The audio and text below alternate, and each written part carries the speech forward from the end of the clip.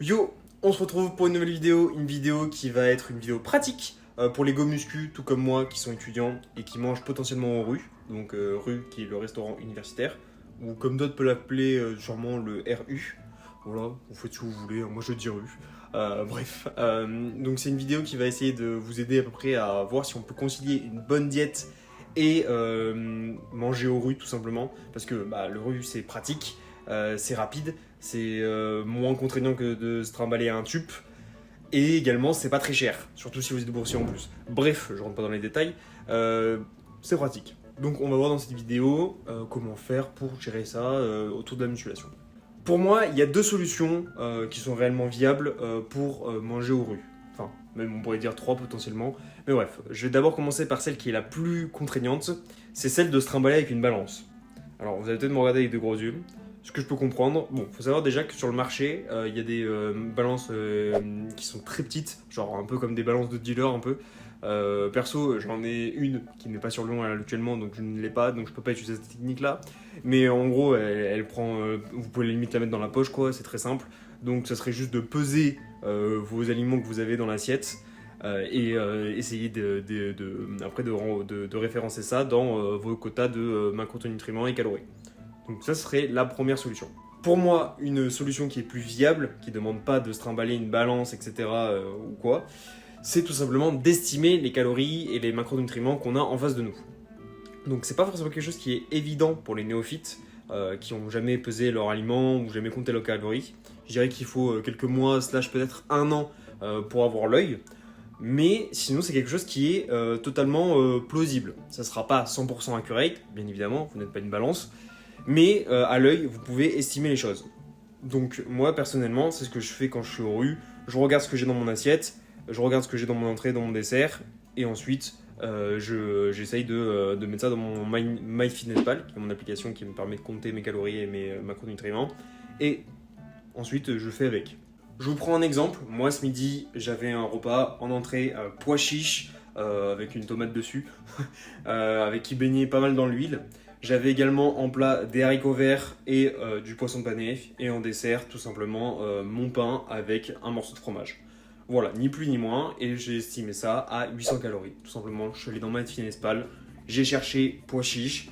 J'ai estimé à peu près qu'il y avait 100 grammes, etc. Pareil pour le poisson pané, j'essaye de prendre quelque chose qui vient d'une grande enseigne comme Carrefour, quelque chose du genre. Bref, j'ai fait ça comme ça pour essayer tout simplement. Je suis tombé sur un total d'environ 800 calories. Il y a quand même des grandes lignes à respecter, je dirais, et des petites astuces que je peux dire. C'est déjà, faut pas sous-estimer ce que vous avez dans l'assiette. C'est souvent quelque chose qui peut arriver. Je vous prends l'exemple de ce que j'ai eu ce midi. J'ai eu des pois chiches, mais qui étaient baignés un peu dans l'huile. Donc compliqué de savoir la quantité d'huile, etc. Et au final, je me suis dit, bon, je vais dire qu'il y a 10 grammes d'huile. Est-ce qu'il y avait vraiment 10 grammes d'huile? En vrai, peut-être pas qu'il y en avait autant. Mais je préfère surestimer que de sous-estimer la chose. Moi, je vois plus ça comme ça. J'essaye que le repas soit moins dense caloriquement pour avoir le plus de calories disponibles là où je peux réellement compter. C'est-à-dire du coup sur mon petit déjeuner et sur mon dîner. Pour avoir le plus de contrôle possible. Voilà, c'est une technique comme une autre, mais moi je vois ça comme ça. Aussi, si vraiment vous souhaitez faire bien les choses et bien estimer sans qu'il y ait trop de fluctuations, même s'il y en a toujours, et que vous voulez vraiment avoir le contrôle le plus possible, prenez les choses là où vous avez le plus de visuel et là où il y a le moins de facteurs qui pourraient vous perturber. Par exemple, j'avais un ami qui avait pris une macédoine, c'était compliqué de savoir la dose de sauce qu'il y avait à l'intérieur.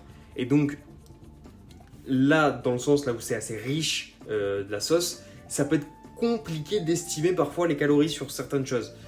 Donc voilà, ça à prendre en compte. Si vous voulez vraiment avoir le contrôle, priorisez les aliments qui sont simples à contrôler. On peut dire ça comme ça. Voilà. Mais encore une fois, j'ai tourné la caméra, on s'en bat les couilles. C'est vraiment pour ceux qui veulent contrôler la chose. Vous pourrez très bien estimer ce qu'il y avait dans la Macédoine en réalité. Mais c'est sûr que il y a encore plus de fluctuations qui seraient possibles. Après également, le RU, c'est une restauration collective. Qui dit restauration collective dit qu'ils ont souvent des normes sur certaines choses. Donc notamment, par exemple pour ce midi, je me suis pris un fromage. Le fromage souvent est dans les alentours de 30 grammes. Voilà, lui je dirais que c'était un gros morceau donc j'ai mis 40 grammes. Encore une fois, on ne sait jamais, je surestime peut-être un peu. Mais il y a des grandes règles comme ça qu'on peut plus ou moins établir. Donc voilà, pour le fromage par exemple, c'est 30 grammes. Également, j'aurais pu prendre tout simplement un yaourt. Un yaourt, c'est très simple à retrouver sur MyFitnessPal, sur internet, pour avoir les calories. Donc ça aussi, c'est une petite astuce qu'on peut avoir. C'est de prendre des choses qui sont globalement assez standardisées. Voilà. Et pour terminer, il y a la troisième option. Elle existe, c'est tout simplement, vous en avez rien à foutre et vous mangez bien ce que vous voulez. Et vous vous prenez pas la tête sur le comptage, l'estimation, etc. Vous essayez d'avoir un minimum de bon sens, de vous dire est-ce que je suis en surplus calorique, est-ce que je suis je suis en déficit calorique, oui, non. Vous voyez en fonction et vous vous prenez pas trop la tête sur ça. Et vous essayez de faire ce qu'on peut appeler, pas une diète intuitive, mais quelque chose avec un minimum de logique. C'est une option, personnellement c'est pas celle que je choisis, mais faut quand même le savoir, quoi. Des fois faut pas trop stresser sur les choses. Voilà. Je fais une petite aparté, c'est sûr, on est d'accord, aux rues, c'est pas l'endroit là où vous allez avoir les meilleurs aliments, les plus denses, nutritionnellement parlant, au niveau des vitamines et des minéraux. C'est pas là où vous allez avoir les produits bruts à 100%, avec les poissons panés, etc. On est d'accord sur ça. Mais il n'empêche que si en dehors de ça, vous avez des aliments qui sont riches en nutriments, micronutriments, etc. de qualité ou quoi, ça fera le taf. Et puis même, il y a des personnes qui n'ont tout simplement pas le budget et le riz, c'est une bonne alternative. Bref, voilà, j'espère que la vidéo vous aura plu, qu'elle vous aura intéressé, qu'elle vous pourra potentiellement vous aider. N'hésitez pas à me dire si vous avez des questions sur ce que j'ai dit, parce que j'ai peut-être pas été assez clair, ou si vous voulez plus de tips dans ce genre-là, avec ce format-là, où je m'adresse à des étudiants, etc. Bref, je vous laisse vous dire ça dans les commentaires, et on se retrouve pour une prochaine vidéo. Ciao!